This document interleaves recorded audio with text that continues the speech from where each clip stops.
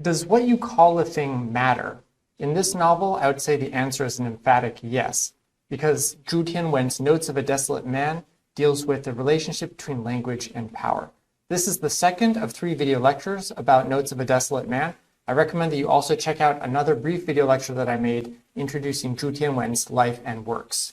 The rectification of names, or zhengming, is a Confucian concept from over 2,000 years ago. It has had a lot of staying power, and I think that it is particularly relevant not just for this novel, Notes of a Desolate Man, but also for our current 21st century age in which we're still working out gender pronouns. This seems to be a new frontier for getting things right. In this video lecture, I want to introduce the notion of the subaltern, because I think that in Notes of a Desolate Man, the protagonists Xiao Shao and Yao and all of the other main characters are essentially being presented as subalterns, people who are struggling with marginalized status, trying to reclaim a proper place, but searching through a vast territory of language to figure things out. Subaltern is a concept with a history, and I want to trace that history just in sketch format, from its beginnings related to post-colonial India to a broader application to different marginalized communities, be they women, LGBTQ, racialized people, or even the elderly. Subaltern theory points out that the ways that we live are very much influenced by the ways that we speak and the ways that we are allowed to speak by whatever power structure is in place, and that people who control that power control the discourse and therefore control experience in very profound ways. Xiao Shao represents himself and the gay male community as facing an existential crisis.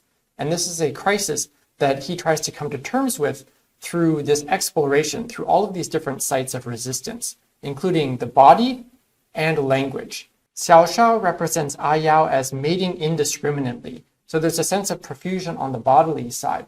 But a lot of Xiao Shao's personal interests have to do with texts and culture, and so there's this profusion of language and this plurality of different references that are quite extreme just in their very volume.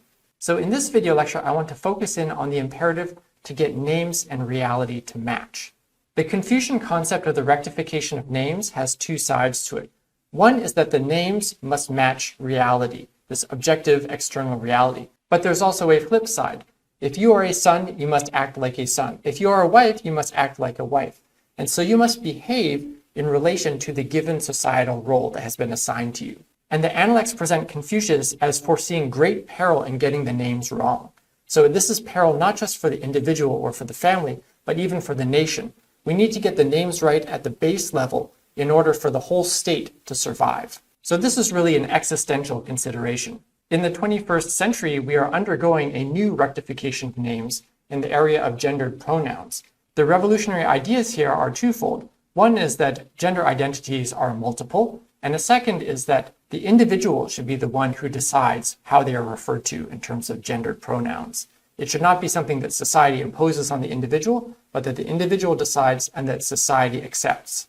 In the Chinese case, you might be interested to know that the pronoun she is a modern invention, mostly thanks to the work of this linguist Liu Fu, who divided ta, there was just a male form before, he divided into male, female, neuter, animal, and divine terms. So he, as in God, would be the last one on this list. If it is it, an animal, it would be the second to last one.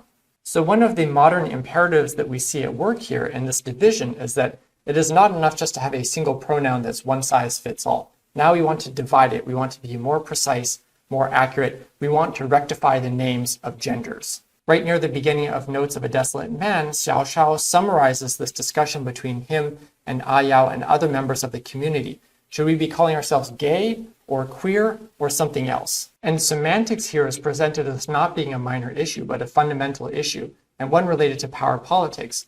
If you take gay to mean not just male, but white male, then that is 2 limitations on that term, whereas queer is being posited here as much, much more inclusive. The characters that we find in Notes of a Desolate Man, however, are predominantly gay or queer men, not queer women, not trans women. So there is indeed a focus or an emphasis within this work. And all of the pro-gay activism and pro-queer activism that Yao engages in and that Xiao Shao regards from something of a detached distance is related to the power structure, and that gay men have been marginalized, they're excluded from society, they are looked down upon. And so they're essentially being treated as subalterns. and they are speaking up and acting up in order to make their voice heard. So the concept of the subaltern allows us to view this particular case within a broader context and pattern of a hegemonic power structure that excludes people and groups and represses them and calls them what the power structure wants to call them instead of what they themselves want to be called. So one of the agendas of subaltern studies is to reverse this power structure, to write history in the voice of the colonized, not of the colonial power.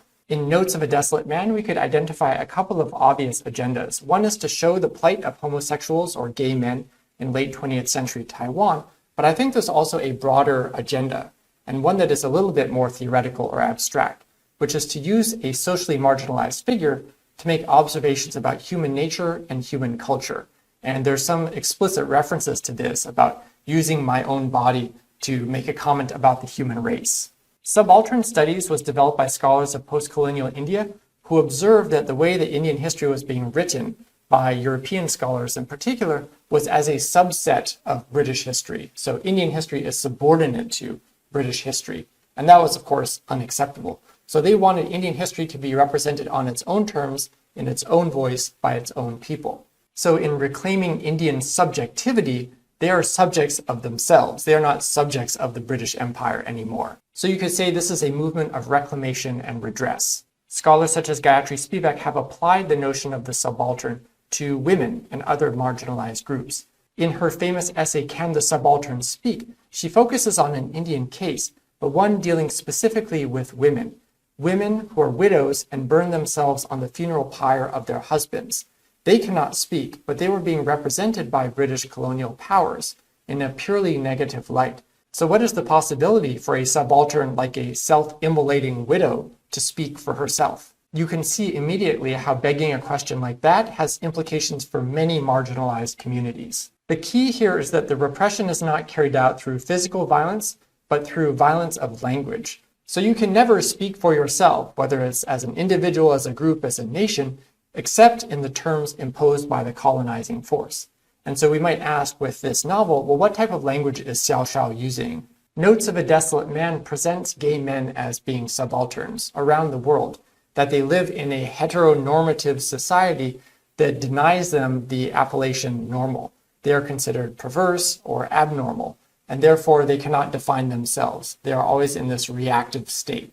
That is why I think that we can view our narrator and many of the other characters in this novel not just as representatives of one subgroup of society, but as stand-ins for subaltern groups of all types. So indeed, we have a focus on the gay male community, this marginalized group that is in the midst of a crisis. We also have the theorization and philosophizing about the desolation caused by loss and solitude, and a type of theory that is a queer theory because it is from the perspective of a representative of this group. And as I mentioned in the previous video lecture, one subtext of this novel is that Taiwan itself is something of a subaltern, and that it is politically silenced, marginalized, and excluded. So there's a profound question about naming here that we'll explore a little bit more in the next video lecture as well.